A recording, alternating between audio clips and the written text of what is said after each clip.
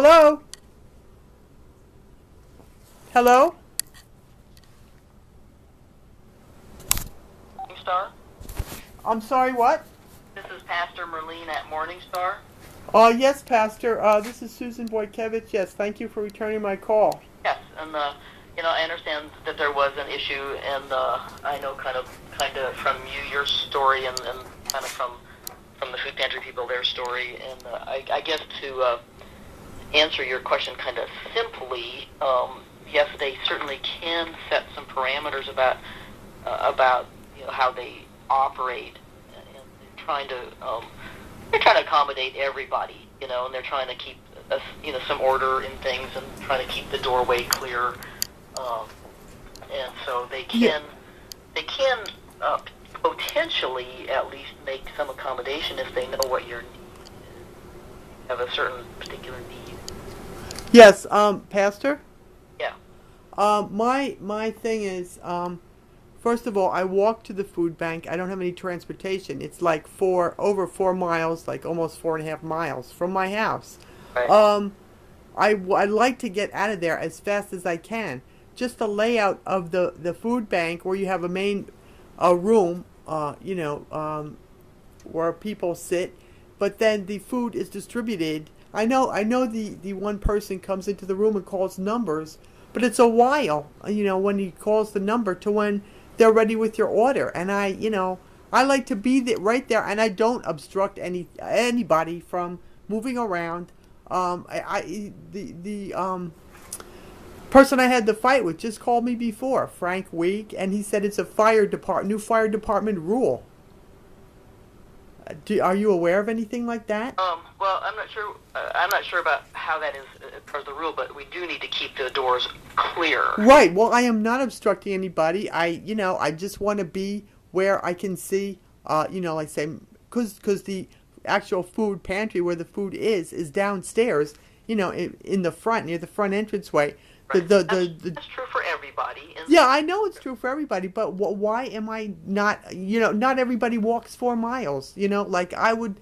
I am not doing anything to obstruct anybody. I am not putting anybody in danger. I am not creating any hazard. I don't see why they are making such a big deal about that.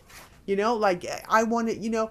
The guy who calls the numbers. Well, he has a lot of things on his mind, other than maybe letting me know as soon as possible. When my order might be done. By me standing near the door and I can see who's coming and going up and down the stairs, maybe I can catch him, grab him, say, what number are you on, whatever. And when my order's ready and he says you can go down, I can go down right away. Because I have I live alone. I have 6 cats. So when I go, it's an hour and a half for me to walk there, an hour and a half back. I am at least an hour waiting.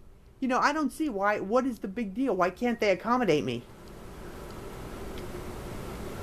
Well, they when they have before in the past. take people in order.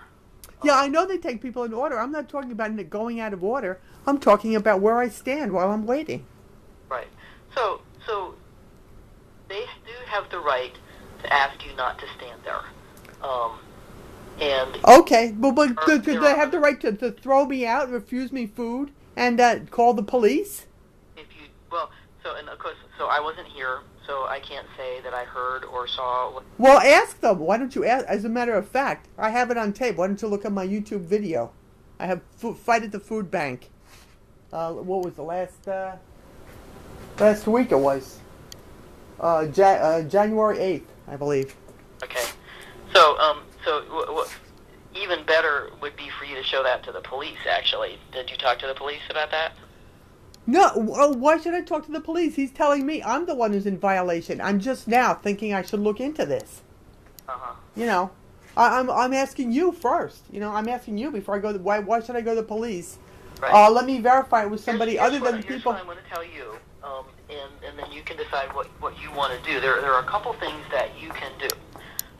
One is that you can decide that you are not going to stand by the door and are going to stand somewhere else and let them tell you when it's time to go down. Or you can perhaps, there's another room that you could go in, but I don't think that would help your situation other than in the sanctuary. There's a little nursery room that people sometimes sit in that's more private. But Where's that? it's a little room to the side before you get to the sanctuary.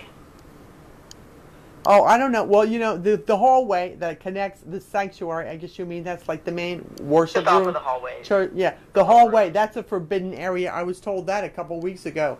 Well, and I what they- didn't what they stand told there. me is I did that- not stand there. They said you can't stand there. It's forbidden to stand in the hall. I didn't do that. Now all of a sudden, it's like you can't stand near, where the stairs are leading to the actual food pantry itself. Now you can't stand there. Right. You know what I mean? Like, So what they want to do is they want to keep all of the food pantry clients in the sanctuary, and if that's not comfortable for you, they would find another place for you to be. But they want people away from the door, away from that area. Let me tell you one thing. In the summertime, they have the door open. The front door propped open. Right. There are 2 benches outside. Right. A lot of people sit out there while they're waiting, including me, and I sat out there. Now, of course, in the cold weather, that's not the case. Yeah, But that's so not why the are they? How does that jibe with keeping people away from the door? When in the summertime, that's exactly where people are. Well, but it's not an obstruction when people are sitting on. Well, I'm not obstructing either. That's what I'm trying to tell you. I am not obstructing.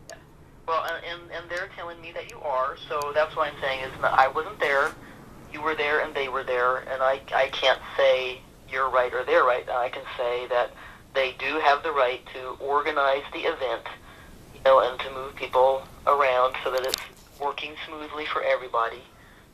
So your choice really is to you can either decide to live within that structure, or you could choose to go to a different food pantry. And I do go to different food pantries. I go to 3. And that's like barely enough. One I go to twice a month. And so now it's 2. if you want to come back and if you want to get food, you can do that here, but you do need to follow the rules that you're given. And they're not, I don't think they're odious rules. And everybody else seems to be able to manage those rules. Yeah, it's not. I didn't say it was odious. I was saying it helps me out. It accommodates me. Let me tell you, I leave my house at 10:30 in the morning. If I'm lucky, I get home at 3 o'clock. Right. I have 6 cats here by themselves. I understand you're walking, and that's... Yeah, that's in all kinds of weather, whatever the weather happens to be. Now, so I'd sit around for about an hour, which is okay, But as soon as something is ready. Everybody has that same situation. That they walk 4 miles? No, they don't. No, but everybody else has to wait. Yeah, that's not what I'm saying. I'm saying it's a long day. Nobody spends all day at the food bank like that. This is my whole day when I go there. All right, never mind, Pastor. You made your point clear, and I'll think about if I even want to come back there. Okay? So thanks for calling me back. Okay. Yeah, bye. I don't know. All I can do is I'll check with the police and see what they say. If I even want to go back there, which to tell you the truth, I don't. Because, you know what? They have shitty food.